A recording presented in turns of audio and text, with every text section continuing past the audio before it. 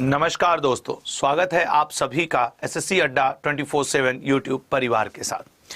दोस्तों, आज के द 10 मिनट शो में देश में एक बहुत ही चर्चित मुद्दे पे बात होगी जिसका नाम है CAA, सिटीजनशिप अमेंडमेंट एक्ट। जी हां, नागरिकता संशोधन अधिनियम की बात की जाएगी। क्यों है ये चर्चा में, क्या ऐसा हुआ है कि ये चल रहा है अच्छे खासे लेवल पे चर्चा में। अब यहाँ पे जो हम लोग, ये इतना छोटा कैसे हो गया सब, यहाँ पे जो हम लोग देखेंगे और जो समझेंगे कि CAA क्या है, इसकी जरूरत क्या पड़ी, इसमें संशोधन कैसे हुआ और क्या हम लोग इसमें समझ सकते हैं। देखिए, अगर हम लोग बात करें सिटीजनशिप अमेंडमेंट एक्ट, पहले तो CAA का आप सभी फुल फॉर्म जाने। इसे 2019 में ही राज्यसभा से पास कर दिया गया था। उस समय हमारे देश के गृह मंत्री आदरणीय अमित शाह जी ने यह कहा था कि हम आगामी लोकसभा चुनाव से पहले इसे लागू करा लेंगे। कई जगह विरोध प्रदर्शन भी हुआ और फिलहाल की अगर मैं आपको बात बताऊं तो फिलहाल ये है कि आपके केरल ने और पश्चिम बंगाल ने CAA का अपने यहां कहीं ना कहीं विरोध किया है कि हम अपने यहां लागू नहीं होने देंगे। ये आज सुबह 12 मार्च की सुबह मैं 8 बजे का समाचार के आधार पे आपको बता रहा हूं, मीडिया न्यूज के आधार पे। फिलहाल सिटीजनशिप अमेंडमेंट एक्ट, इसके लिए सरकार ने नागरिकता संशोधन 2019 लागू कर दिया है। सरकार ने इसके लिए ऑनलाइन वेब पोर्टल बनाया है। सभी जो तैयारियां हैं वो पूरी कर ली हैं कि कैसे इसको हम लागू करेंगे। आपकी जानकारी के लिए बता दूं कि सबसे पहला जो मन में एक कंफ्यूजन लोगों के चल रहा है कि CAA से किसी की नागरिकता जाएगी, ऐसा बिल्कुल नहीं है। इसके थ्रू नागरिकता दी जा रही है और ये उन लोगों को नागरिकता दी जा रही है।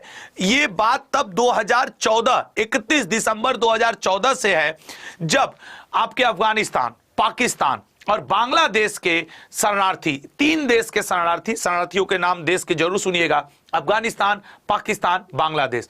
इन 3 देश के शरणार्थियों ने यह कहा कि मुझे वो एक शरणार्थी के रूप में भारत में आए, और भारत की एक भावना रही है वसुधैव कुटुंबकम, विश्व ही अपना घर है।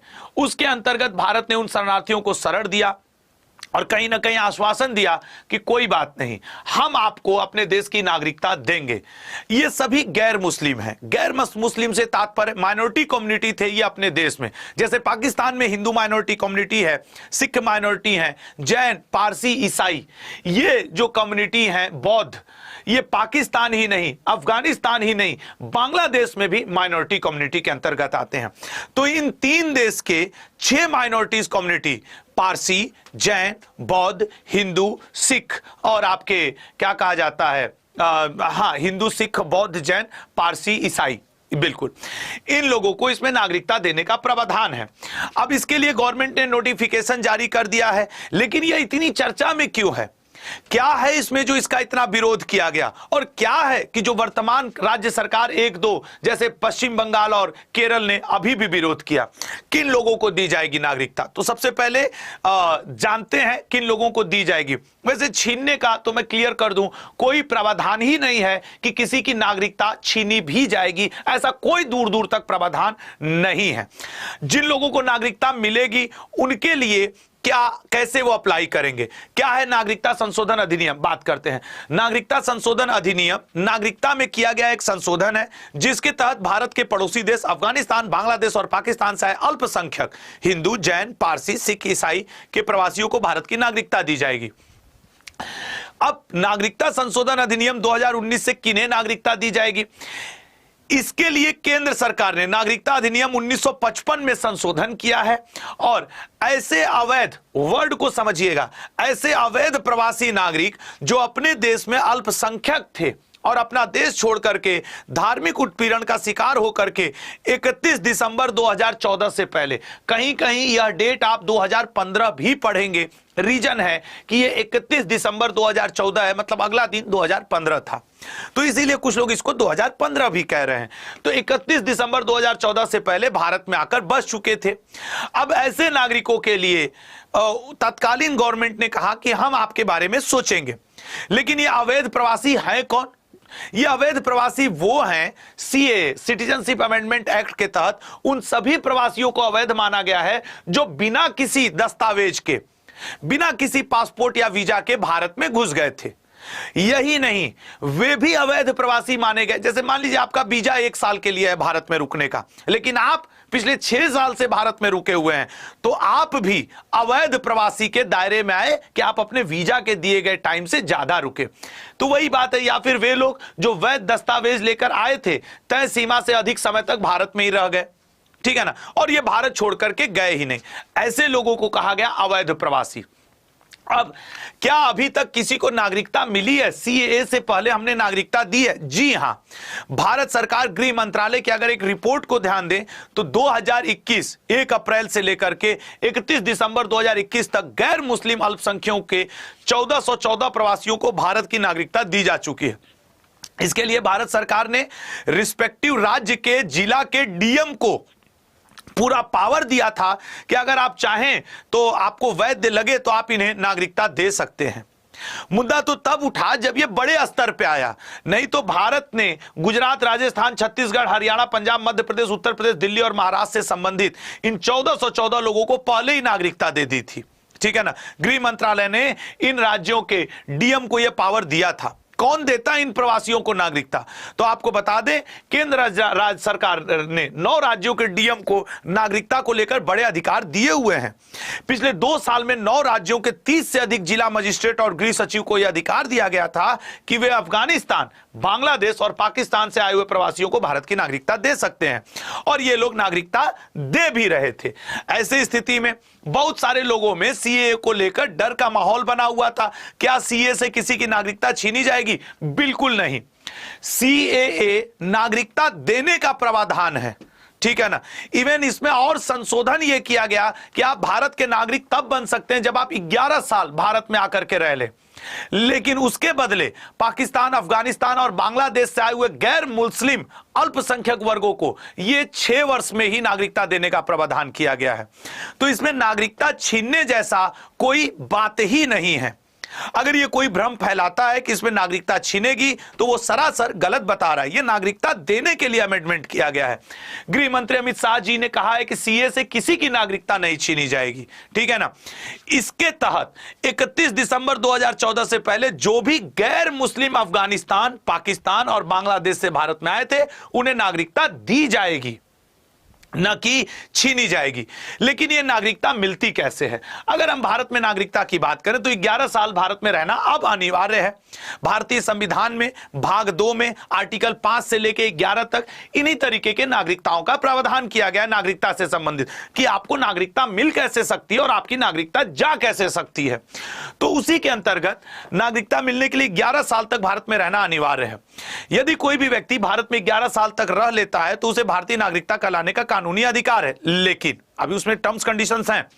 तो फिर सीए को लाने की आवश्यकता क्यों पड़ी? सीए को लाने की आवश्यकता इसलिए पड़ी क्योंकि ये जो 3 देश के गैर मुस्लिम प्रवासी भारत में आए, इनको 11 साल की जगह 6 साल रहने पर ही नागरिकता दी जा रही, इसलिए सीए लाना जरूरी बना। और आपको यह भी बता दे, अब ये नागरिक जो अभी पाकिस्तानी, बांग्लादेशी, अफगानिस्तानी थे, गैर मुस्लिम, मैं बार बार कहना चाहूंगा गैर मुस्लिम, क्योंकि गैर मुस्लिम में कौन है? हिंदू, ईसाई, सिख, पारसी, जैन, बौद्ध, ये 6 हैं।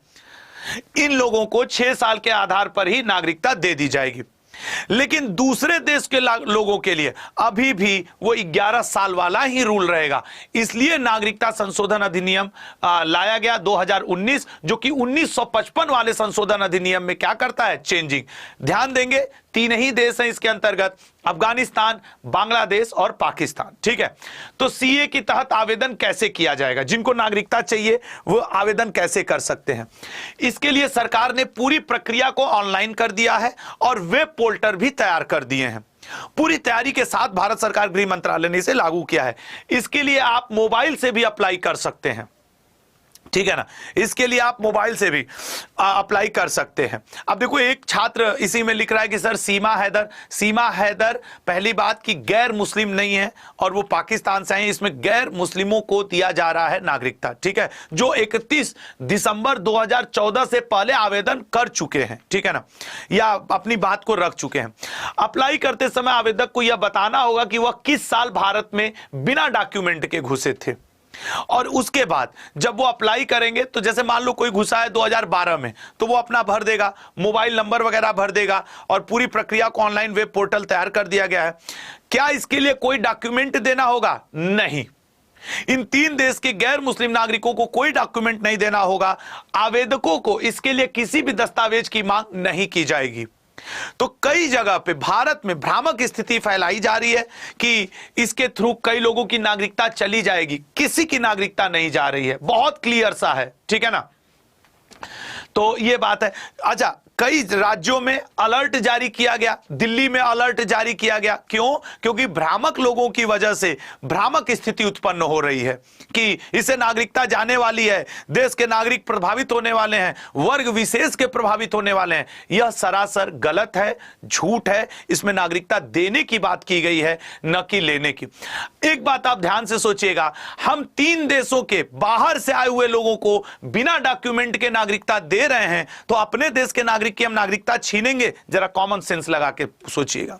और जब नॉर्थ ईस्ट में और सीए की जब पहली बार चर्चा उठी थी, उस समय भी एक ये था कि अगर आप अपने पड़ोसी से भी बयान दिलवाते हैं कि हां मैं इस देश में यहां इतने साल से रह रहा हूं, तो आपके ऊपर कोई खतरा नहीं है, किसी के ऊपर। क्या आपको आपका पड़ोसी भी 5-7 साल से नहीं जानता है कि ये यहां के नागरिक हैं? और अगर मैं अपने ऊपर एग्जांपल लेता हूं कि मेरा पड़ोसी भी मुझे नहीं जानता, मेरे खानदान को, परिवार को नहीं जानता, तो वास्तव में मैं कैसे भारतीय हुआ? मेरे पास कोई डॉक्यूमेंट नहीं, मेरा पड़ोसी भी मुझे नहीं जानता, इवन वो ये तक नहीं कह पा रहा। आप अपने दिल पर हाथ रख के सोचिएगा, क्या आपको आपका पड़ोसी पिछले 2, 4, 5, 7 साल से जानता है या नहीं जानता है?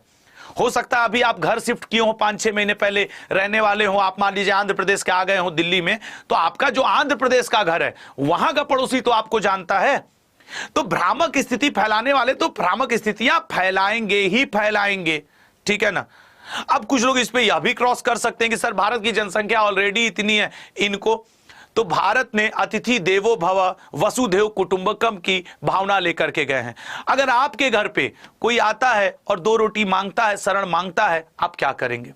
भारत ने भी वही मानवता, बड़ा हृदय और सहृदयता दिखाया है। खैर, इसके बहुत सारे प्रोज एंड कॉज हैं जिससे मैं भी अवगत हूं। ऐसा नहीं है कि मैं इससे अवगत नहीं हूं या मैं सिर्फ एक तरफा बात करूं। इस पे बातें बहुत सारी हो सकती है, लेकिन फिलहाल यह है कि कोई डॉक्यूमेंट नहीं देना होगा, इसके थ्रू नागरिकता दी जा रही है, ठीक है ना। आई होप आप सभी लोग मतलब कि इससे अवगत होंगे। याद रखिएगा, मैं अपनी बातों को समराइज कर रहा हूं। तो सीएए के तहत, जो कि 2019 में ही पास कर दिया गया था, अब उसका नोटिफिकेशन गृह मंत्रालय ने जारी करके बाकायदा उस पर अपना पूरा मॉड्यूल जारी कर दिया है। सीएए के द्वारा किसी की नागरिकता छीनी नहीं जा रही है, बल्कि नागरिकता दी जा रही है 3 देशों, पाकिस्तान, अफगानिस्तान, बांग्लादेश के गैर मुस्लिम से मेरा तात्पर्य है हिंदू, आपके ईसाई, पारसी, जैन, बौद्ध, सिख, इनको दी जा रही है। और इनके लिए नागरिकता कानून में संशोधन भी किया गया। 11 वर्ष की जगह अगर यह 6 वर्ष से भी भारत में और 31 दिसंबर 2014 से पहले इन्होंने भारत में शरण लिया है, तो इन्हें बिना किसी डॉक्यूमेंट के, इनके बताने के आधार पर, ऑनलाइन पोर्टल के आधार पर नागरिकता दी जाएगी। आपको यह कैसा लगा जरूर कमेंट बॉक्स में बताइएगा। अपने विचार भी आप रख सकते हैं, लेकिन शालीन शब्दों में भारत की गरिमा का ध्यान रखते हुए रखें तो अच्छा होगा। जय हिंद, जय भारत।